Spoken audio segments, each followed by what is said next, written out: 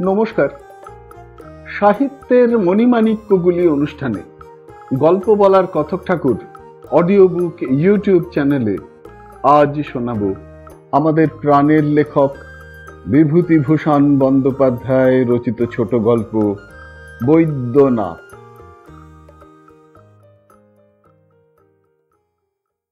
3 দিন ধরিয়া কলিকাতায় বেজায় বর্ষা নামিয়াছে। এ ধরনের বর্ষা এবছর পড়ে নাই। ছাতিতে জল আটকায় না, কারণ সঙ্গে হাওয়াও তেমনি। রাস্তায় রাস্তায় জল বাঁধিয়া গিয়াছে। ট্রামে দিনের বেলা আলো জ্বালানো, দোকানে দোকানে সামনের দিকে তেরপল ফেলা। পথে ঘাটে লোকজনও খুব বেশি যে চলাফেরা করিতেছে এমন নয়। আপিসে যাইতেছি, বেলা 10টা কি বড় জোর 10:15। ট্রামে যাইতে পারিতাম, কিন্তু এ বর্ষায় হাঁটিয়া যাইতে বড় ভালো লাগিতেছিল। ট্রাম লাইন পার হইয়া হাঁটা পথ ধরিলাম। বউবাজারের মোড়ে কে পেছন হইতে ডাকিয়া বলিল, দাদা, ও দাদা, দাদা শুনুন। আমাকেই ডাকিতেছে নাকি? ফিরিয়া চাহিয়া দেখিলাম, যে ডাকিতেছিল সে কাছে আসিল। বছর 15-16 বয়স। পরনের কাপড় যৎপরনাস্তি ময়লা, গায়ে 4-5 জায়গায় ছেঁড়া কোট, মাথার চুল রুক্ষ, ঝাঁকড়া, খালি পা। রাঙা রাঙা দাঁত বাহির করিয়া হাসিয়া বলিল, চিনতে পারছেন না দাদা, আমি বদ্যিনাথ। ও, সেজ মামার ছেলে বোঁদে। এর বয়স যখন বছর 10 তখন ইহাকে দেখিয়াছিলাম। তারপর বছর 5-6 আর দেখি নাই, কিন্তু না দেখিলেও ইহার বিষয় সব শুনিয়াছি। অতি বদ ছোকরা। 10 বছর বয়সে বাড়ি হইতে পলাইয়া হুগলিতে কোন যাত্রার দলে ঢোকে। বছরখানেক খোঁজ খবর ছিল না। হঠাৎ রাজশাহী হইতে এক বেয়ারিং পত্র পাওয়া যায় যে বদ্যিনাথ টাইফয়েডে মর, শেষ দেখা করিতে হইলে কাল বিলম্ব না করিয়া ইত্যাদি ইত্যাদি। সেজ মামার ছেলের ওপর তত টান ছিল না। তিনি দ্বিতীয় পক্ষের স্ত্রী পুত্রাদি লইয়া কায়েমি সংসার পাতাইয়াছেন। প্রথম পক্ষের অবাধ্য ছেলে বাঁচুক বা মরুক, তার পক্ষে সমান কথা। কিন্তু বদ্যিনাথের পিসি কাঁদা কাটা শুরু করাতে তিনি দ্বিতীয় পক্ষের বড় শালাকে রাজশাহীতে পাঠাইয়া দেন। সে যাত্রা বদ্যিনাথ বাঁচিয়া উঠিল। চুল ওঠা জীর্ণ শীর্ণ চেহারা লইয়া বাড়িও ফিরিল, কিন্তু মাস 3 মধ্যেই আবার উধাও, আবার নিখোঁজ। এবারও আর এক যাত্রা দলে বছরখানেক ঘুরিয়া বোঁদে নগদ 17টি টাকা হাতে করিয়া বাড়ি আসিল ও সৎমায়ের কাছে জমা রাখিল। অত বড় ছেলে বাড়ি বসিয়া খায় ও 2-3 দিন অন্তর সৎমায়ের কাছে পয়সা চাহিয়া লয়। আজ 8 আনা, কাল 3 আনা, তারপর দিন 1 টাকা। চুল ছাঁটিতে হইবে, শার্ট তৈরি করিতে হইবে, বন্ধু বান্ধবে খাইতে চাহিয়াছে, নানা অজুহাত। আসলে জানা গেল যে বিড়ি সিগারেটেই বদ্যিনাথের মাসে 4-5 টাকা লাগে। তাছাড়া চা, বাবুগিরি, সাবান, কলিকাতায় যাওয়া ইত্যাদি তো আছেই। সে 17 টাকার মধ্যে টাকা 2 সংসারের সাহায্যে লাগিয়াছিল। বাকিটা বদ্যিনাথের ব্যক্তিগত শখের খরচ যোগাইতে ব্যয়িত হয়। সেজ মামার সংসারের অবস্থা খুব সচ্ছল নয়। 2 টাকায় যখন বদ্যিনাথ 7 মাস বসিয়া খাইল এবং নিজের টাকা ফুরাইলে জোর জুলুম গালমন্দ করিয়া বিমাতার নিকট হইতে আরো 2-4 টাকা আদায় করিল, তখন সেজ মামা স্পষ্ট জানাইয়া দিলেন তাহাকে এরূপ ভাবে বসিয়া খাওয়াইতে তিনি পারিবেন না। বদ্যিনাথ সে কথায় কর্ণপাত না করিয়া আরো 7 মাস বসিয়া সংসারের অন্ন ধ্বংস করিল, খুব নিশ্চিন্ত মনেই করিল। আরো কয়েক টাকা সৎমায়ের নিকটে আদায় করিল। বইমাত্র ভাই বোনেদের সঙ্গে ঝগড়া বিবাদ মারধর করিল। শেষে সেজ মামার বাড়ির, অর্থাৎ কিনা সেজ মামার শ্বশুর বাড়ির গ্রামেই, কারণ সেজ মামা ইদানিং সেই গ্রামেই বাস করিতেছিলেন, তো সেই গ্রামের কাহারো পকেট হইতে টাকা চুরি করিয়া একদিন দুপুরে আহারাদির পরে কোথায় নিরুদ্দেশ হইয়া গেল। সেও আজ বছর 2 আগেকার কথা। কিন্তু এ সকল কথাই আমি শুনিয়াছিলাম একতরফা, বদ্যিনাথের শত্রুপক্ষের মুখে, অর্থাৎ তার সৎ মা ও বাবার মুখে। বদ্রীনাথের সপক্ষেও হয়তো অনেক কথা বলিবার আছে, কিন্তু সেই কথা আমি শুনি নাই। বদ্রীনাথকে আজ এই অবস্থায় দেখিয়া মনে মনে তাহার উপর সহানুভূতি হইল। বলিলাম, ভিজছিস কেন? আয়, ছাতির মধ্যে আয়। তারপর এই অবস্থায় কোথা থেকে? শ্রীরামপুরে যাসনি আর? শ্রীরামপুরেই সেজো মামার শ্বশুর বাড়ি। বদ্রীনাথ রাঙা দাঁত বাহির করিয়া একগাল হাসিল। না দাদা, সেখানে বাবা বাড়িতে ঢুকতে দেয় না, বলে টাকা রোজগার করবি না তো বসে বসে তোকে খাওয়াই কি। গেছিলাম আষাঢ় মাসে, বাবা হুকুম দিয়ে দিলে আমার ভাত বন্ধ করে দিতে। রাত্রিরে স্কুল ঘরে শুয়ে থাকতুম। বাবা দোকানে খাতা লিখতে বেরিয়ে গেলে মাকে গিয়ে বলতুম, ভাত দাও, নইলে কি আমি না খেয়ে মরবো। মা চুপি চুপি খাইয়ে দিত। আবার এসে সারাদিন স্কুল ঘরে শুয়ে থাকতুম। এইরকম করে কতদিন কাটি। 17ই আষাঢ় বাড়ি থেকে বেরিয়েছি আবার। বলিলাম, এ কদিন ছিলি কোথায়? গাড়িতে গাড়িতে বেড়াচ্ছি। পরশু দিল্লি এক্সপ্রেসে গেছিলুম, আজ এই এলুম। পথে পথেই ঘুরছি কদিন। আমার তো আর টিকিট লাগে না, ধরবে কি? এ গাড়িতে চেকার এলো তো ও গাড়িতে গিয়ে বসলুম। নিতান্ত ধরলে বললুম, গরিব ভিখিরি, পয়সা নেই। বললে নেমে যাও। নিতান্ত গালমন্দ দিলে তো নেমে গিয়ে পরের ট্রেনে আবার চড়লুম। গাড়ির মধ্যে বসে থাকলে তবু তো বৃষ্টির হাত থেকে বাঁচি। বৃষ্টিটা আবার জোরে আসিল।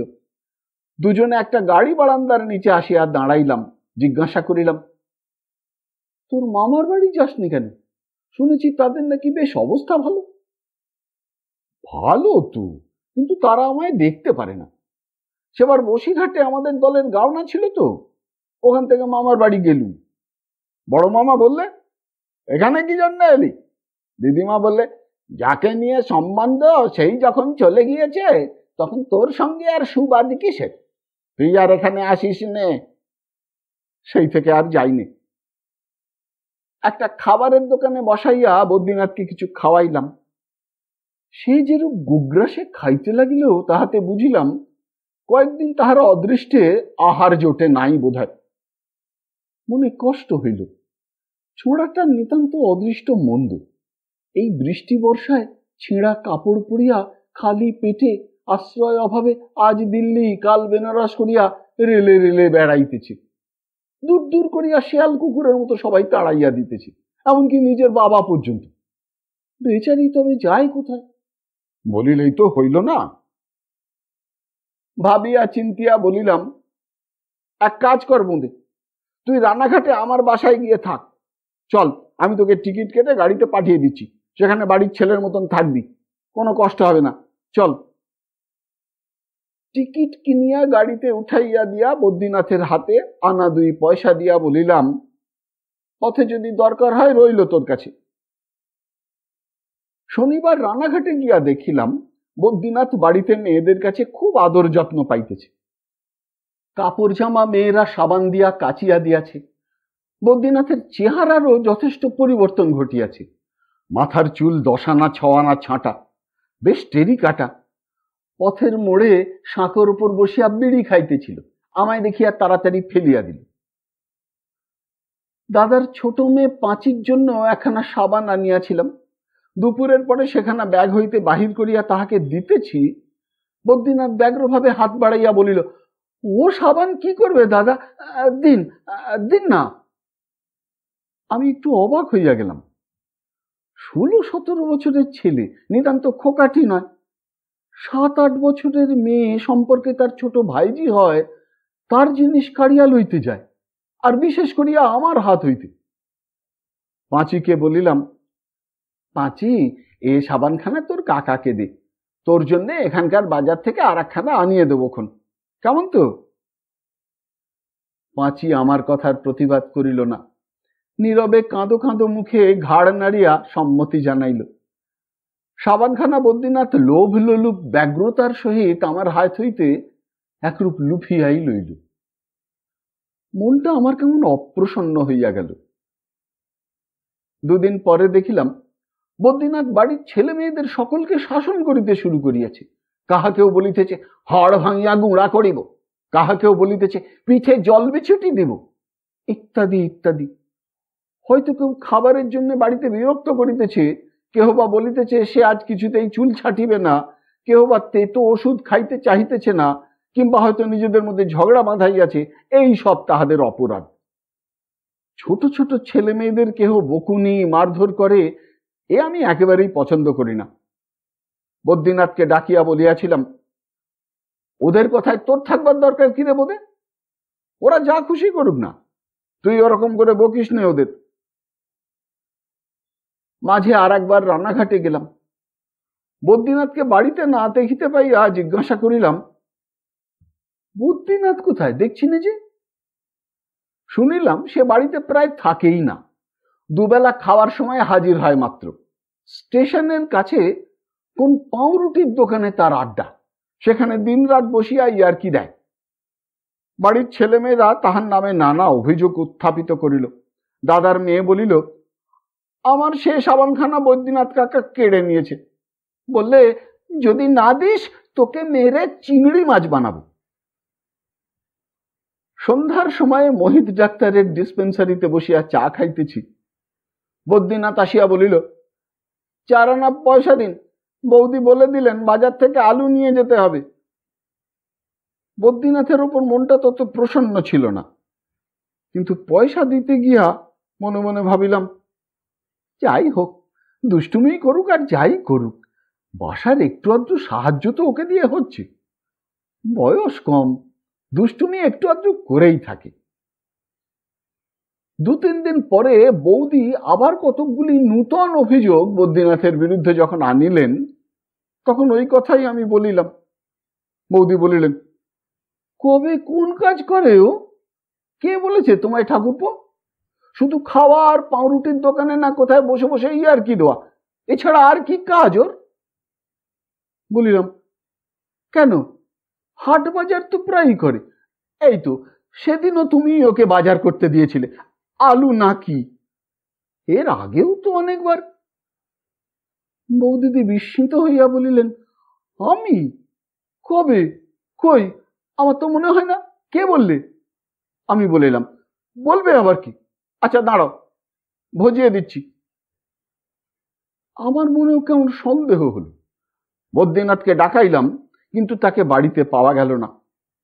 বৌদিদি বলিলেন, তিনি দিব্য করিতে প্রস্তুত আছেন যে বদ্রীনাথকে কখনো কিছু কিনিয়া আনিতে তিনি দেন না।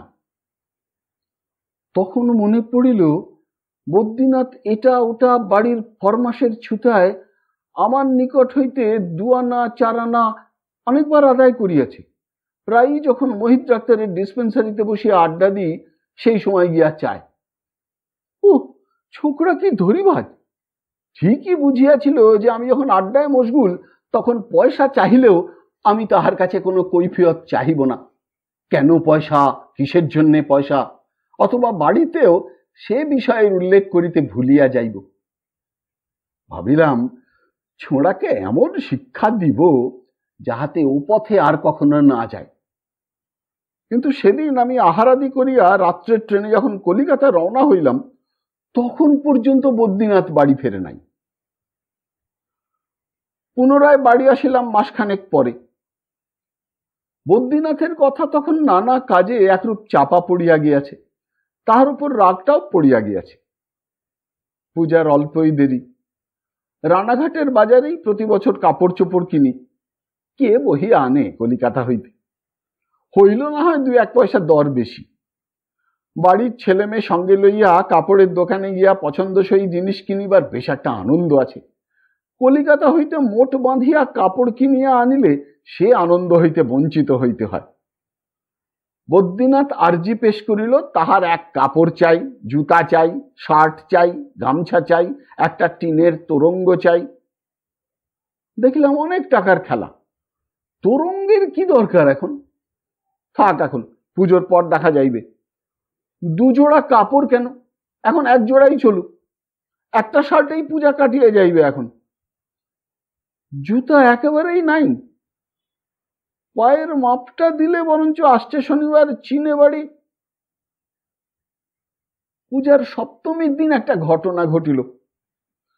বৈঠকখানায় বসিয়া দৈনন্দিন বাজার হিসাব লিখিতেছি, বাহির হইতে অপরিচিত চড়া গলায় কে বলিল, এইটা কি সামন্তপাড়ার বিনোদ চৌধুরীর বাড়ি? জানালা দিয়া মুখ বাড়াইয়া বলিলাম, আমার নামই, কি চাই?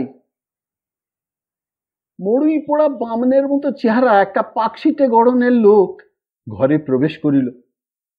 মাথার চুল কাঁচায় পাকায় মেশানো আর লম্বা লম্বা, গায়ে আধময়লা গেঞ্জির ওপরে একটা চাদর।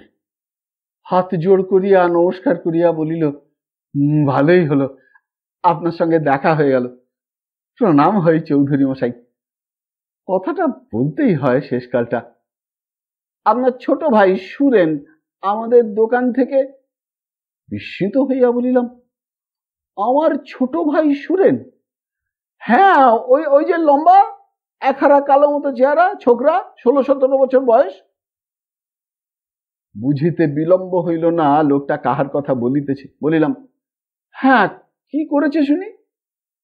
কি আর করবে, সর্বনাশ করেছে মশাই। আমাদের এই স্টেশনের মোড়ে রুটি বিস্কিটের কারখানা আর দোকান, দেখেছেন বোধহয়।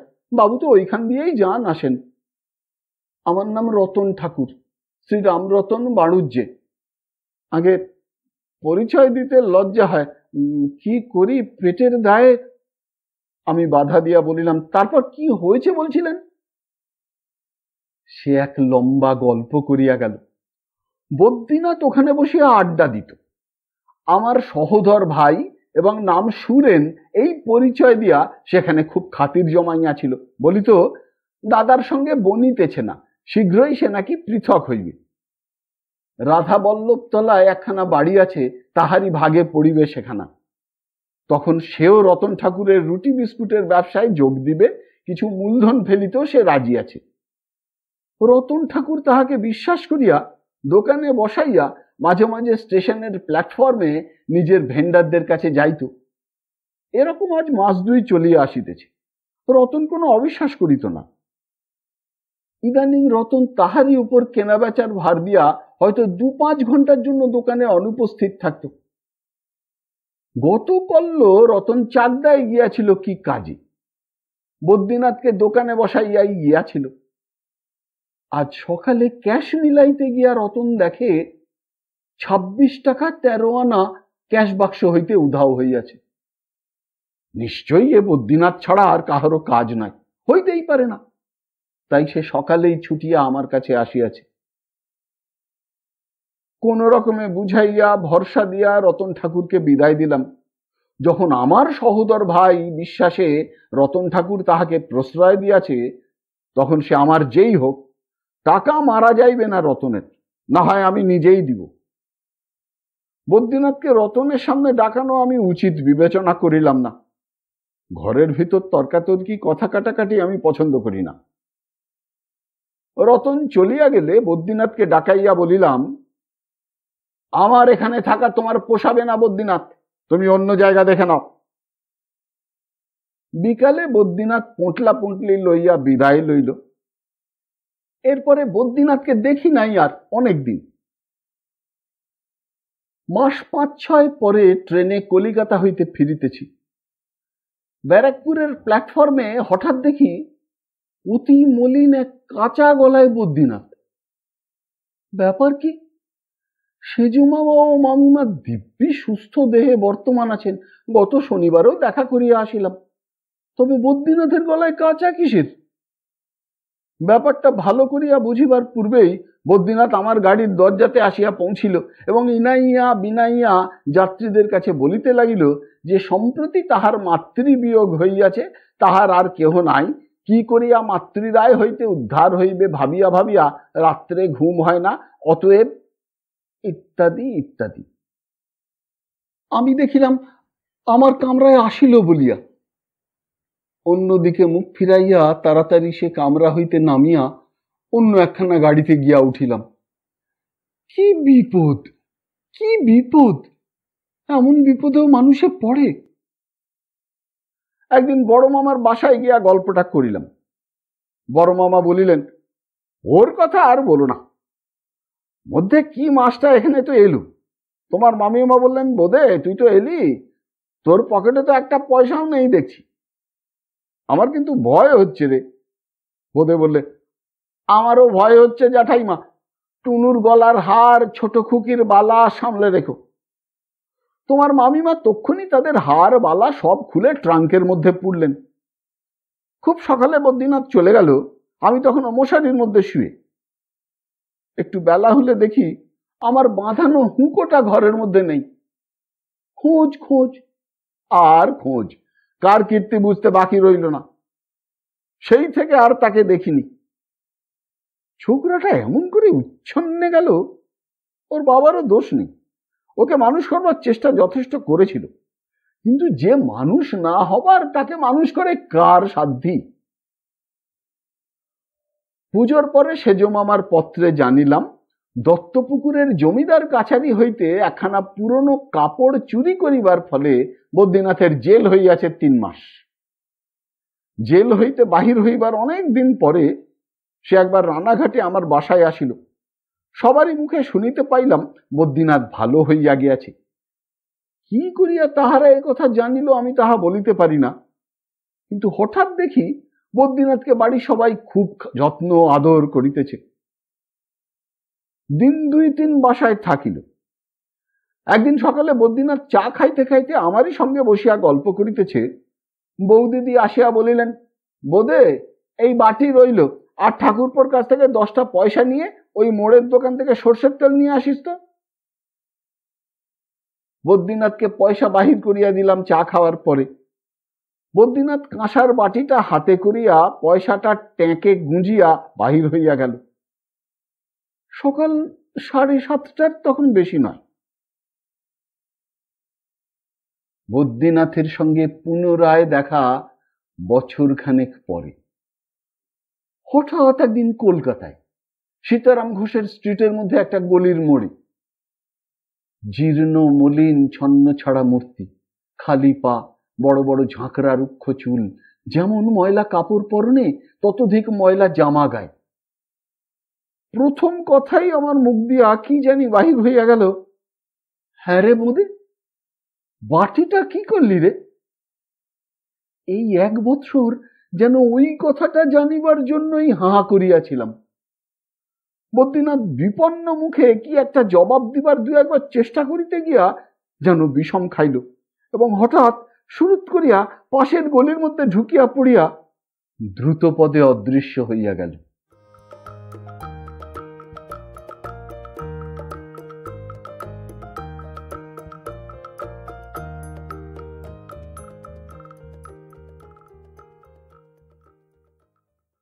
শুনলেন আমাদের প্রাণের লেখক বিভূতিভূষণ বন্দ্যোপাধ্যায় রচিত ছোট গল্প বৈদ্যনাথ।